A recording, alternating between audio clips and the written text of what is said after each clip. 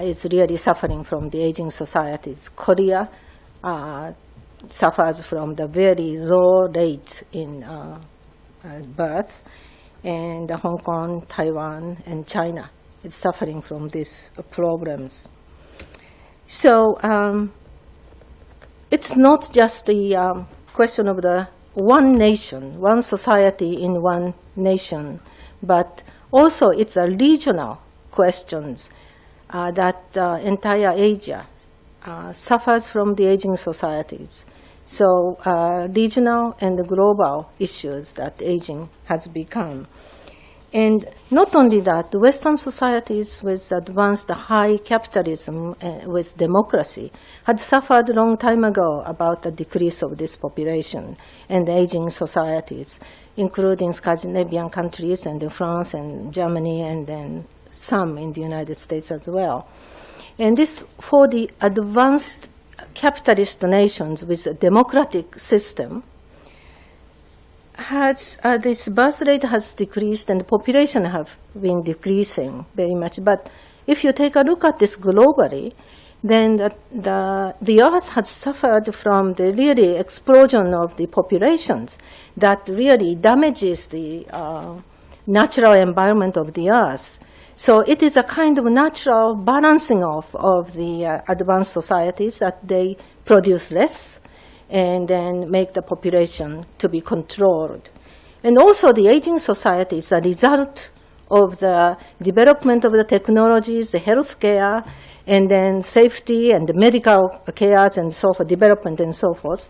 So it's supposed to be the good result of the advancement in modern societies.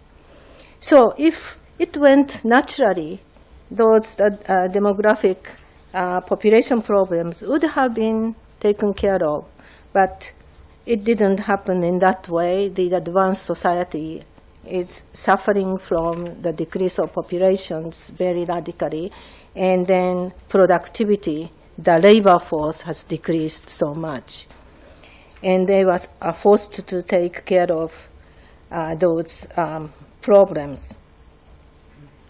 Now, the Western societies, including Scandinavian countries, were aware very early in the centuries that this is going to be really a social programs that would influence the dragging off of the economic development and sustainable development of the country. So take Sweden, for example. They have a very high tax code, tax policies, and they have done everything in order to let the women work in the production sector of the business, of the industry, and they will be taken out of the family and then treated as an individual, and some children born out of the marriage will have a complete right equal to those children who are born in the married family. Japan is very backward still. I think there is a preferential treatment of the children who are born in the marriage, and those who are born outside the marriage has the non-equal treatment in terms of all legal issues.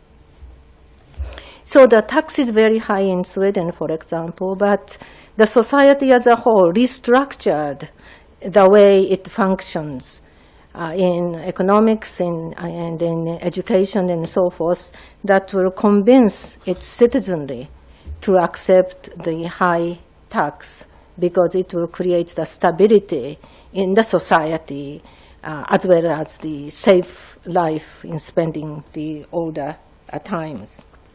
But it is just a resolution of one country, and it's very different in other countries. Take, for example, the United States, which has a long tradition of individualism. The American people don't like the big government. They don't want to be controlled by the policies of the government.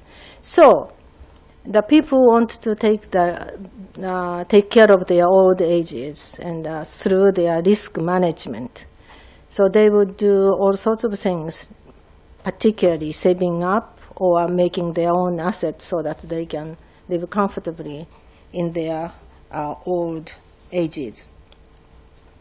So the American society, to this day, could not install the national medical care systems and so forth, as you all know, and it looks very backward to us. But nevertheless, this individual way of thinking, that individual is responsible for their own old age, became really the kind of the issues that will create more the business regarding the care of the old people. And that became one of the sources of the vitalities of the economic activities. Now,